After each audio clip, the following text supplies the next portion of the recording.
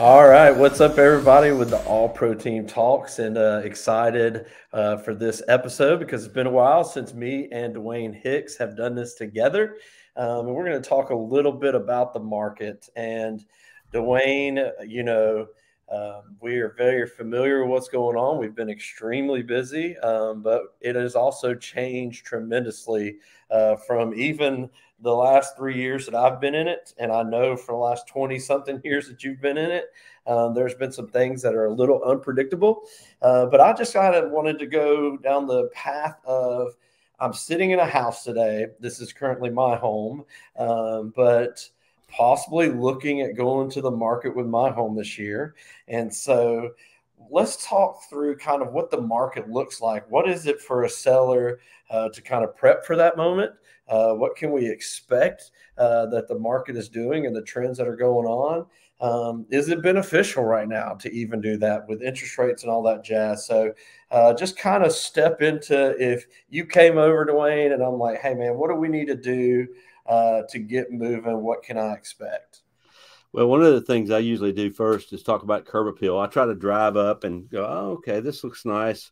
And I know you got great curb appeal. I've seen your house. So Thanks. you got a good job going on there. But one of the things I do is walk in the front door and start. I just try to become keenly aware of my first impressions. And because sometimes I'll see things that you walk past every day and you don't see them. And I see them differently because I'm coming in trying to think like a buyer. Because that's the way I try to list a house, is to think about buyers and what they're thinking. And I always tell sellers less is more. If you're like most people born and raised in America, if we have a bigger house, we have more stuff. We just fill it up. Very easy to do. Yeah, we go to stores and go, that'd be a great place. That would fit right on the wall of my den or whatever. Next thing you know, there's no wall space. And sometimes that wall space actually sells because it makes the room feel bigger. And so when I say less is more, I really do think you have to pay attention to, things you've done for comfort. I'll never forget a house I went into one time. It had been listed by another agent. And I walked upstairs, a split foyer. I walked upstairs and I ran right in. When you walked up the top of the stairs, there was a nice recliner there. And I could tell the man of the house really loved sitting in that recliner. Sure. One of the first things I said, this has got to go. I hate it, but you've got more furniture than you have room, and then you have room for it. So they moved it downstairs. The second or third person that saw the house thought it was great sized, and it had been on the market and expired. So yeah, sometimes you have to pay attention to little details like that. But a couple of things too, I would tell people pay attention to the outdoor space and the backyard. The rooms need to be tidied up, and everything kind of needs to have its place. Some people are pile makers.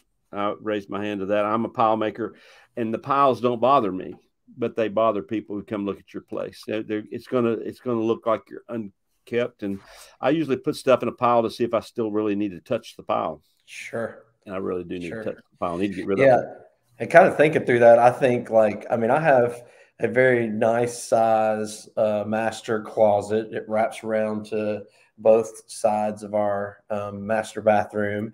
But I have clothes that I haven't been able to wear in a good 3 years. It definitely could hit the bag and make that space feel bigger. When start talking about outgrowing your clothes, man. Yeah, no. Well, the happier I get, the healthier I get. And so, I'm headed in that direction. I'm promised a new body eternally in heaven. So I'm good with taking this one the full force. But there you go. Yeah. Also walking through, I noticed my kids' handprints everywhere, and so these are things that you're right. We kind of, I go into a closet every day. I don't really think about that. I walk past these dingy hand printed walls and I don't think about that, but small refreshes like that really can go a long way. Yes, absolutely. And you're just trying to do life. You're trying to get to where you're supposed to go on time. And that right there is enough for you. It's just really hard to keep up with life and keep up with all that stuff that's happening. So I think that's normal. But then when you hire a professional to come in, you kind of want those kind of tips and tricks to help you get ready for the market, because you're going, I hadn't thought of that. It's kind of like when different tradesmen come to your work on your things, you're like, I probably could figure that out, but you did. So you had the professional help, and that I think that's always a good thing.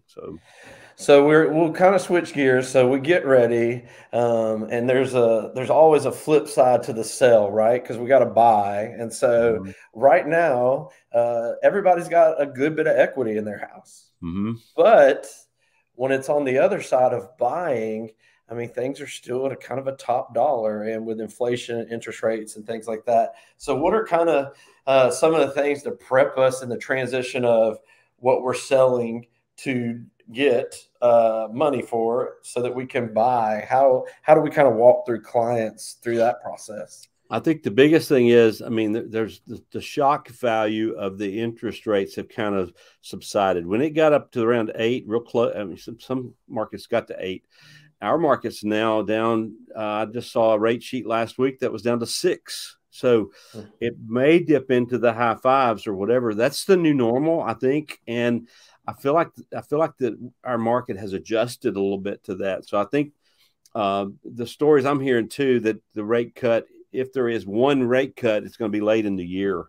This year, because inflation was still just too hot and the market was still too strong. In 2022, as we've been talking about, we had increasing, like 14-17% value increases in houses, and that was just nuts, honestly. But it didn't go back down. It didn't settle. It just kind of hung out there. But I usually tell people the equity that you have on your house, enjoy it, but get ready to use it on the next house, especially if you're trying to go lateral. If you're downsizing, it's one thing, but if you're trying to stay kind of semi-lateral and you have a nice big home out there, just keep being careful and cautious with your money. But you rent the rate. You also don't necessarily have to. I mean, when rates go down, refi that sucker and get into a lower rate. That's what a lot of people are doing. There's even some lenders who are offering a free refinance within 3 years, because that's great. Most everybody believes that rates will go back into that 5 range, maybe. I don't think we'll see 2 and 3, and I think unfortunately there's just not enough spread for the investor to make a return on his investment, and we all know that those were artificially pushed downward by the government. So I would encourage you to try to also shop carefully, and choose carefully. Like, if you get into a neighborhood where things are just kind of wonky, it's just you're going to pay for that. But I think still the best value is probably in the resale product versus the new construction. But there's some new construction that is good too. So it's kind of, you have to be careful with that. Yeah, you almost have to enjoy, like, I have a ton of equity in this house, but in order for my family, because we're not able to downsize, I mean, well, we're all able to downsize, but we're not really wanting or willing to downsize at this point. It's more of relocation to a different area. That money that I'm going to make out of here, I'm not going to be able to hold on tightly, because in order to get the house, and it won't be the same house. It's just kind of impossible with where the markets went. But, we're going to have to buy that price point down to kind of outweigh the interest rate, so that, we're not having a skyrocketed payment and becoming house poor. I mean, that's a big part of our job too, is to make sure, like, hey, just because you can doesn't mean you always should. And I know that's counterintuitive for a realtor, because we're in people believe we're in the business of sales. You and I believe we're in the business of relationships and serving people. And so just because a lender says, hey, you have this much to spend, is very important for you to also kind of regulate your mindset and go, where I am today and where I want to be, does this fit in that picture? And though I would venture to say majority of the realtors in the market may not have those types of conversations with you, there's a lot of us that do, and want to make sure that, hey, when you think of this, we all got into this business because we like to be a part of the big, fun, incredible times to see people take a house and make it a home. And so the last thing I want is in 2 or 3 years for you to regret and then my name's attached to that regret. Like, we don't need that. Absolutely. And I think we have to have that lifestyle conversation too, because even though some people have a 4,000 square foot house and 3 kids, do you really have to have that? And so I think also the people who are financially wise today can be financially secure tomorrow and years to come. And I think it just seems to be a little bit of a spun up kind of frenzy sometimes to try to keep up with other people.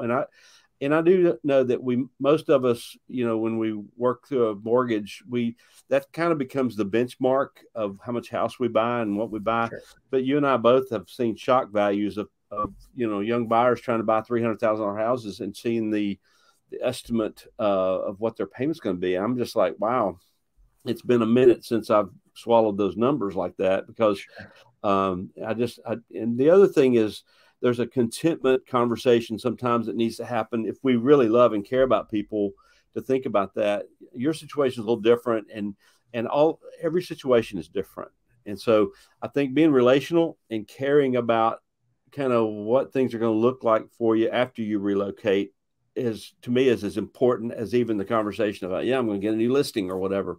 Mm-hmm. So I really think that kind of is the heartbeat of our team for sure. And I really think that those conversations have to happen on the front end, and the expectation level set for kind of what you're heading toward.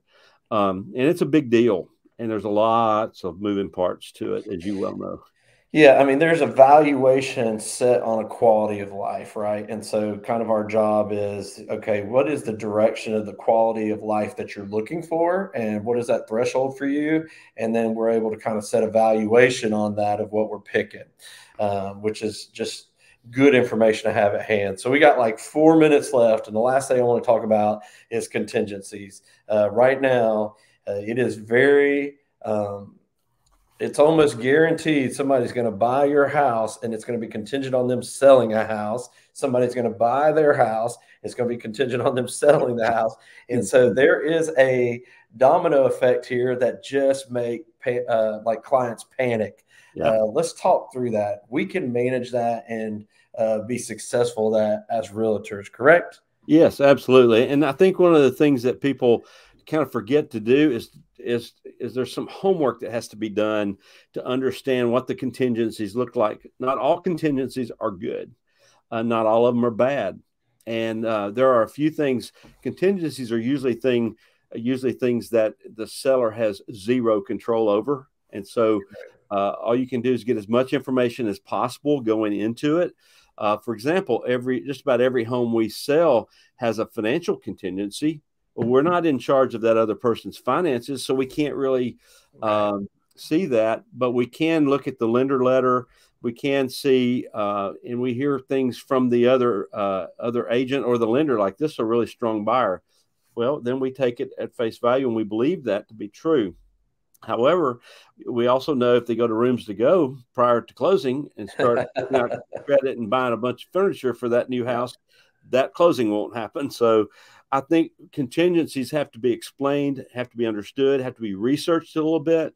And I would even say that we've had some contingencies with a cash buyer on the other end that somehow failed. And so typically with a cash buyer, you have proof of funds. But still, if that something happens, a catastrophic event happens in that family's life, they have to have access to that cash. The deal goes away.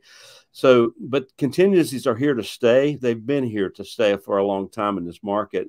So, but not all contingencies. Like I had one recently where a person was trying to buy brand new construction for $400,000, and then they wanted to try to sell their older home for $350,000. So I'm like, they're trying to move laterally. I got the agent on the phone and got, off of the contract, I got the address of the house and did my own research. And there's not a house in that neighborhood that's come even close to that number. For example, they were trying to sell it for $350,000. I don't think there's a house in the neighborhood that sold over $280,000. So none of them had a 3 in front of them when they sold. So I'm like, that's not going to work. I just told the agent, I'm going to have to advise my seller to decline this offer. And that's kind of, so we didn't enter into a contingency. And I think that was the wise thing to do for that particular sale. And then there's other times going, I think this will happen. And I think they're on the right number and they've got a good agent kind of thing. So it helps to know the agent and it helps to know the market. Yeah. Well, and you brought up a good point just to close out with is when you were interviewing or talking to your realtor, if you already have one, that is a type of question to ask them. If I get an offer with a contingency, what is the plan here? And make sure that they have a plan, because you said something very specific that I do as well. Is if I take an offer with a contingency, I'm pulling that address. I'm asking them, how much are you listing that? Mhm. Because we still have we do, they do, everybody still wants top dollar for their house. And that's okay to push the market a little bit.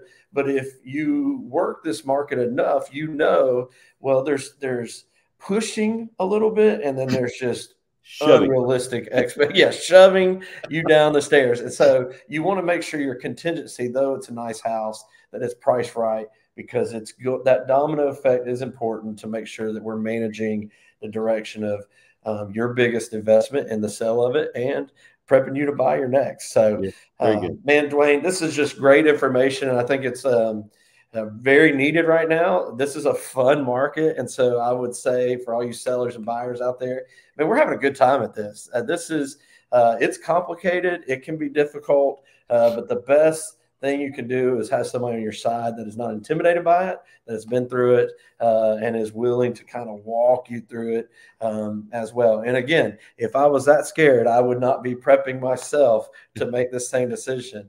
And Right. the biggest thing that I'm dreading the most out of the whole process, and I do this every day, is packing this dang house up. Lord. So I may be selling as is and starting over. Kids involved, I mean, dog, cat, everything's for sale. So, Yeah, and thank you for your time, Dwayne. And you hopefully got you it. guys enjoy this All Proteins talk. Make sure you subscribe. Make sure you send in any kind of questions you may have. We just want to be a part of your story. We want to be a part of just the biggest investment in your life, but also walk through it with you so that you look at this like we do and enjoy it and not dread it. So give us a call, check us out on social media, and we hope you have a fantastic day.